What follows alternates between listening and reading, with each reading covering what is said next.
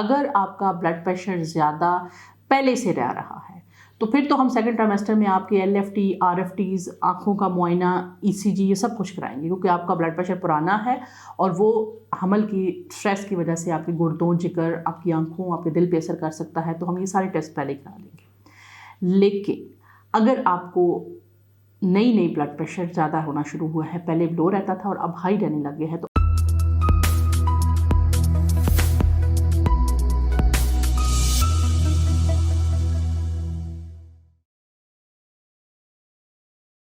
अस्सलामुअलैकुम, मैं हूं डॉक्टर नाइला गायनी सोल्यूशन के फोरम से। आपकी इन्फॉर्मेशन, एजुकेशन और अवेयरनेस के लिए मैं वक्तन फ़वक्तन वीडियोस लेके आती रहती हूं। आज हमने आपके कमेंट्स में से ही एक टॉपिक चुना है, वो ये है कि जो शुरू से लेके एंड तक प्रेगनेंसी के अंदर कौन कौन से लाजमी टेस्ट होते हैं जो कि करवाने चाहिए।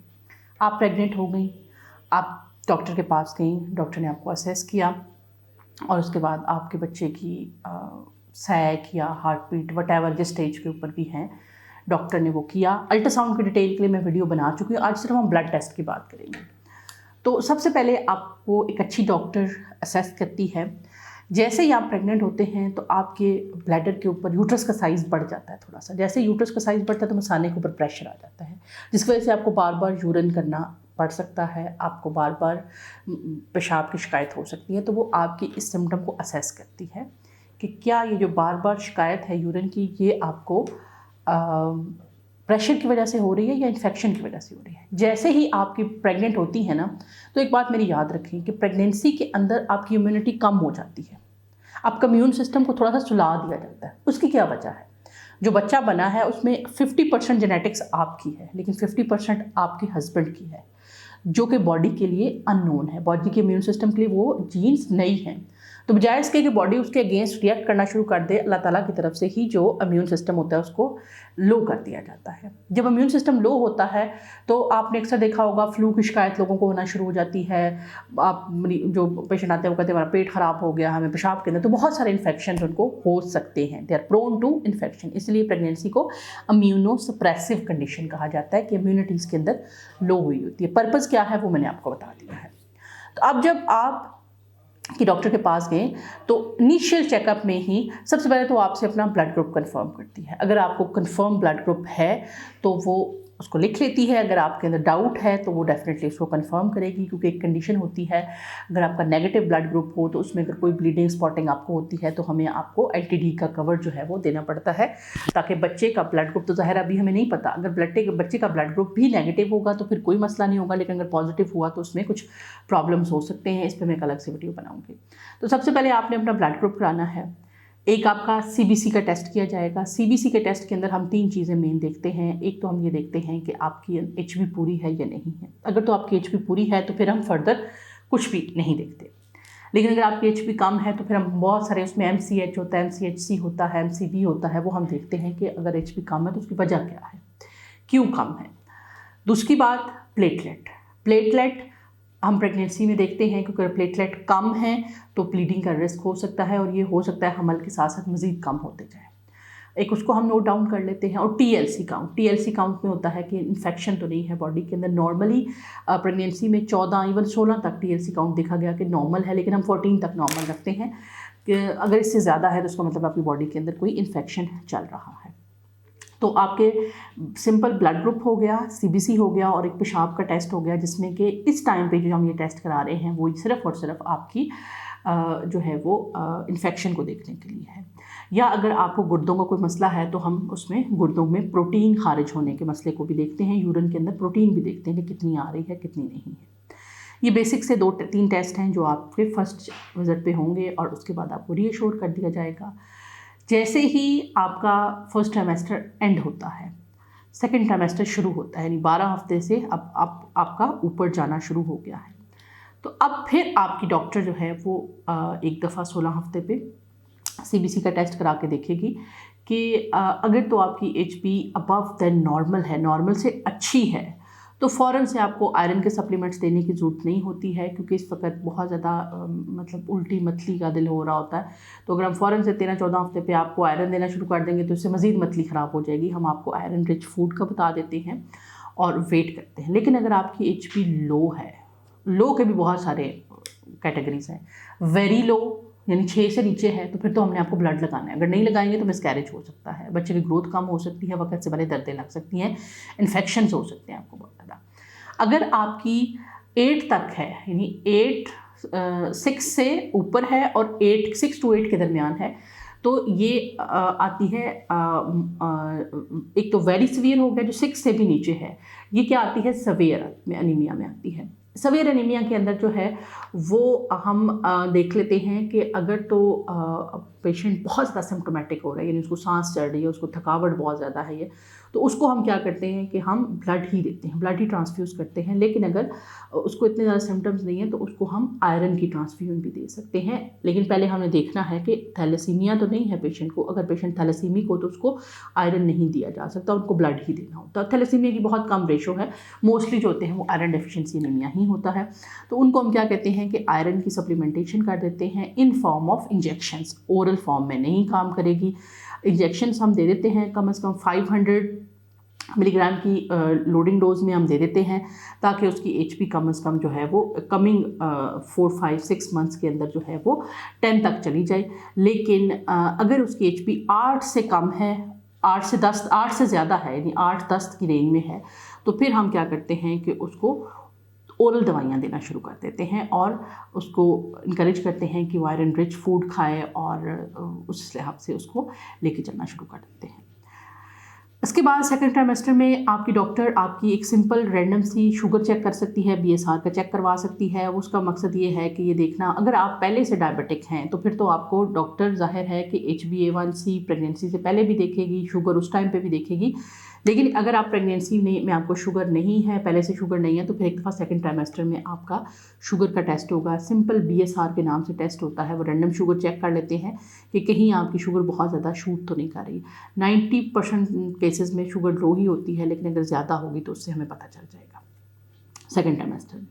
सेकेंड ट्राइमेस्टर के अंदर ही हम आपके हेपेटाइटिस B-C के टेस्ट भी कर लेते हैं ताकि अगर खुदा न खास्ता B या C के अंदर आपका कोई पॉजिटिव आता है तो हम आपके साथ ही जिगर का स्टेटस देख लें, क्योंकि हेपेटाइटिस B-C वायरस जो होते हैं ये बेसिकली जिगर को इन्फेक्ट करते हैं। और प्रेगनेंसी के अंदर अगर हेपेटाइटिस B-C पॉजिटिव होता है तो साथ ही हम आपके जिगर के टेस्ट करके देख लेते हैं कि उसके अंदर कोई ख़राबी तो नहीं है या उसके अंदर कोई गैस्ट्रोएंटरोलॉजिस्ट की या लिवर स्पेशलिस्ट की कंसल्टेशन की ज़रूरत तो नहीं है या सब कुछ ठीक है।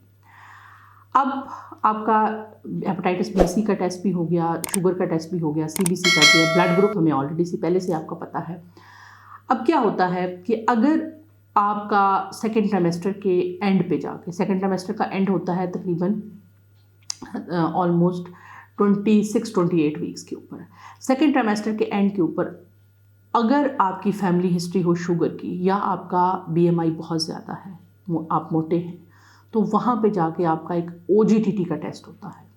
OGTT का टेस्ट में हम क्या करते हैं कि हम आपको शुगर का चैलेंज देते हैं और उसके बाद हर घंटे आधे घंटे के बाद आपकी शुगर चेक करके देख रहे होते हैं कि आपका बॉडी उस शुगर को किस तरह से रिस्पॉन्स कर रही है। अगर तो आपकी बॉडी उस शुगर को रिस्पॉन्स ठीक कर रही है और उसको उसके लिए इतनी इंसुलिन मौजूद है कि वो उसको टॉलरेट कर रही है, तो उसका मतलब है कि आने वाले टाइम में आपको अभी शुगर का इतना रिस्क नहीं है। लेकिन अगर आपको शुगर को इम्पेयर्ड रिस्पॉन्स कर रही है, यानी बहुत ज़्यादा ग्लूकोज पिलाने के बाद आपके लेवल्स हाई होने लग गए हैं, तो इसका मतलब ये है कि या तो आपको शुगर हो गई है और या फिर सून विदिन 2-3 वीक्स आपकी बॉडी के अंदर शुगर के जो लेवल्स हैं वो ज़्यादा हो जाएंगे, क्योंकि प्रेगनेंसी के अंदर शुगर की रेजिस्टेंस होती है इसकी वजह से अक्सर लोगों को प्रेगनेंसी के लास्ट वाले ट्राइमेस्टर के अंदर जो है वो शुगर हो जाती है। तो ये चीज़ हम पहले ही चेक कर लेते हैं। इसी तरह से जो ब्लड प्रेशर का मसला है वो भी अक्सर सेकेंड ट्राइमेस्टर के एंड पे देखा जाता है। अगर आपका ब्लड प्रेशर ज़्यादा पहले से रह रहा है तो फिर तो हम सेकंड ट्राइमेस्टर में आपके LFT, RFTs, आँखों का मुआयना, ECG ये सब कुछ कराएंगे, क्योंकि आपका ब्लड प्रेशर पुराना है और वो हमल की स्ट्रेस की वजह से आपके गुर्दों, जिगर, आपकी आँखों, आपके दिल पे असर कर सकता है, तो हम ये सारे टेस्ट पहले करा लेंगे। लेकिन अगर आपको नई ब्लड प्रेशर ज़्यादा होना शुरू हुआ है, पहले लो रहता था और अब हाई रहने लग गया है, तो आपकी डॉक्टर आपका यूरिन कंप्लीट का टेस्ट कराती है, जिसके अंदर वो देखती है कि आपकी गुर्दे की झिल्ली कहीं बारीक तो नहीं होगी जिसमें से वो प्रोटीन निकलना शुरू हो गई हो। अगर प्रोटीन निकलना शुरू हो गई है तो उसको कहते हैं प्री इक्लैम्पशिया। प्री इक्लैम्पशिया बहुत ऐसी बीमारी होती है जिसके अंदर जिस्म के अंदर से प्रोटीन ज़ाया होने लग जाती है पेशाब के अंदर, और आपके जिस्म में बहुत ज़्यादा सुजावट आने लग जाती है, आप सूज जाते हैं। आपका ब्रेन के अंदर भी एडीमा हो जाता है, सूजन हो जाती है। और देखा ये गया है कि ब्रेन चूँकि एक कैविटी के अंदर फिक्स है, वो फूलेगा तो उसका प्रेशर ज़्यादा होगा, उसके पास स्पेस नहीं है बढ़ने के लिए। तो बाज़ औक़ात प्रेशर ज़्यादा होने की वजह से, एडीमा की वजह से लोगों को दौरे पड़ सकते हैं, जिसको इक्लेम्शिया कहते हैं, और फिट्स की वजह से बहुत ज़्यादा प्रेगनेंसी कॉम्प्लिकेटेड हो जाती है। तो अगर तो आपको ये मसला है, तो ब्लड प्रेशर ज़्यादा रहने लग गया है, तो साथ ही आपकी अच्छी डॉक्टर यूरिन कंप्लीट टेस्ट करा लेगी। अगर उसमें प्रोटीन आ रही है तो उसको क्वांटिफाई करा लेगी कि कितनी प्रोटीन निकल रही है, ताकि वो प्री इक्लेम्शिया के पेशेंट को गुर्दे के डॉक्टर के मशवरे के साथ लेके चले और उसको ब्लड प्रेशर को अच्छा कंट्रोल रखे, ताकि गुर्दों के ऊपर स्ट्रेस कम रहे।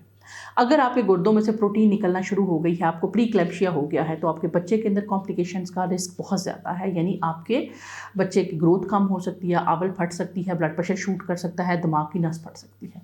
तो प्री इक्लेम्शिया अगर आपका बीपी तेज़ होने लग गया है, तो आपका अब हर महीने यूरिन कंप्लीट का टेस्ट होगा, जिसमें इन्फेक्शन के साथ साथ आप प्रोटीन भी देखी जाएगी कि कहीं गुर्दों ने प्रोटीन ज़ाया करना तो नहीं शुरू कर दी है। अगर आपके जिस्म बीपी ठीक है लेकिन जिस्म बहुत फूल गया है, तो इस सूरत में भी आपकी डॉक्टर आपका यूरिन कंप्लीट टेस्ट करके प्रोटीन देख सकती है। बाज़ दफ़ा क्या होता है कि बीपी 130-90 तक आ रहा है, बहुत ज़्यादा रेंज में नहीं जा रहा, लेकिन आपके गुर्दों ने प्रोटीन ज़ाया करना शुरू कर दिया, और उसको क्वान्टिफाई करना भी ज़रूरी होता है। ये हाई रिस्क प्रेगनेंसीज़ के अंदर होता है। अब जैसे ही आपका थर्ड ट्राइमेस्टर शुरू होता है 28 वीक्स के बाद, तो फिर एक दफ़ा सीबीसी कर लिया जाता है। अगर पहले नॉर्मल था या जो कुछ भी एबनॉर्मल था, उस पर आयरन लगा, ब्लड लगा, जो भी लगा, तो आप पे लाजम है 28 वीक्स के ऊपर दोबारा एक दफ़ा सीबीसी करें। सीबीसी के अंदर खुदा न खास्ता फिर आप उसको डिसाइड करेंगे कि एचबी बहुत कम है, नॉर्मल है या क्या है। अगर तो आपकी एचपी बहुत कम है तो ब्लड लगेगा। अगर बहुत क्योंकि अगर आपकी एचपी सेकंड ट्राइमेस्टर के एंड पे नॉर्मल थी, तो जरूर ये लिखी पड़ी बात नहीं है कि वो सेकंड ट्राइमेस्टर के एंड पे भी नॉर्मल रहेगी, वो कम हो सकती है, क्योंकि आपके बच्चा कॉन्स्टेंटली आपके अंदर ग्रो कर रहा है। मैं अपने पेशेंट्स को ये बात देती हूँ कि अगर आपके पेट में कीड़े हों तो उससे आपकी एचपी कम हो सकती है, तो बच्चा तो इतनी स्पीड से ग्रो कर रहा होता है, वो आपके देखिए किस तरह से आयरन स्टोर खींचता होगा।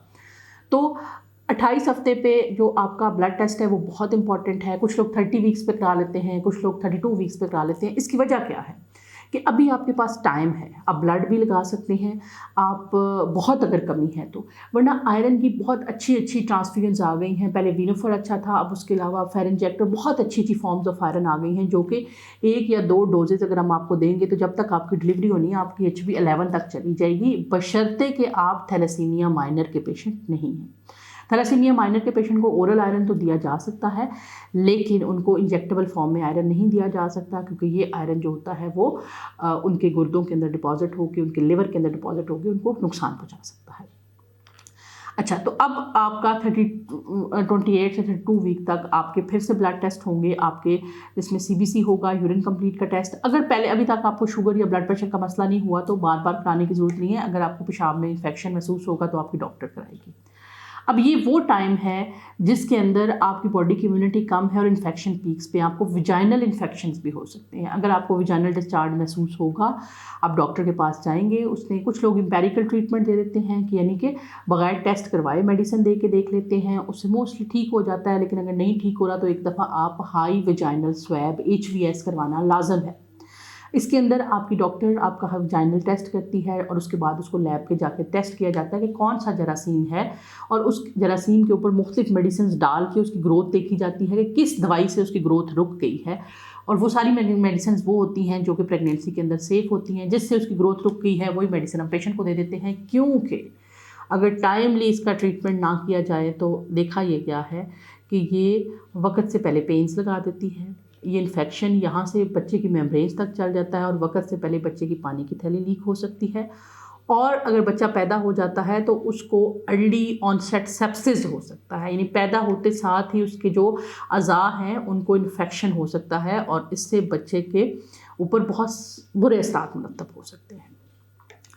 इसी तरह से अगर आपका ब्लड ग्रुप नेगेटिव था शुरू के दिनों में, तो अब इस टाइम पे आपको कुछ लोगों को 28 वीक और 32 वीक पे डॉक्टर्स इंजेक्शन दे देते हैं। अगर आपका पहला बच्चा है तो फिर आपको ये डिलीवरी के बाद भी इंजेक्शन लग सकता है। दोनों का एक जैसी एफिकेसी है, कुछ जगह पे पहले ही दे देते हैं। अगर आपके अंदर ब्लीडिंग की बार बार ब्लीडिंग की हिस्ट्री है तो पहले दे देना ज़्यादा बेहतर है। लेकिन अगर आपके अंदर कोई ब्लीडिंग नहीं हुई है, आपको कोई खुदा न खास्ता कोई और प्रॉब्लम नहीं हुई है, तो उस सूरत हाल के अंदर डिलीवरी के बाद दे देना भी मुनासिब है। अब आ जाती है बात कि अब आपकी डिलीवरी से फ़ौरन पहले, यानी तकरीबन 1-2 दिन पहले या कुछ दिन पहले जो कुछ टेस्ट कराए जाते हैं, उनका क्या मकसद होता है। वो फ्रेश टेस्ट होते हैं, जो कि अगर आपको खुदा ना खास्ता एंड अप आप होते हैं सिज़ेरियन में, या आपको बहुत एकदम से ब्लीडिंग होने लग जाती है, आपकी आंवल अंदर रह जाती है, या किसी भी किस्म का कोई प्रॉब्लम होता है, ब्लीडिंग ज़्यादा हो रही है, तो हमारे पास फ्रेश रिपोर्ट मौजूद है कि ये एक्चुअल कंडीशन थी। तो उसके अकॉर्डिंग हम आपको बता देते हैं कि आपकी एचपी फाइनल ये है, इस पर आप इतना ब्लड अरेंज कर लें, या कम से कम डोनर अपने पास रख लें, जिससे कि आपकी जो है वो ऑनवर्ड ब्लड की ज़रूरत अगर इमरजेंसी में पड़ती है तो हमें बहुत ज़्यादा कोई जान पे ना खेलना पड़े, डोनर हमारे पास मौजूद हो, क्रॉस मैच हुआ हो और हम उसको ब्लीड करवा दें। एंड पे फिर एक दफ़ा जिनका ब्लड प्रेशर का टेस्ट मसला है, उनके यूरिन कंप्लीट के टेस्ट मैंने आपको बताया है वो होंगे। आरएफटीज जो है वो अगर इनको पुराना ब्लड का प्रेशर का मसला है तो सिर्फ एक दफ़ा फर्स्ट सेमेस्टर में, एक दफ़ा सेकंड में, एक दफ़ा थर्ड में होने चाहिए, बार बार कराने की ज़रूरत नहीं है।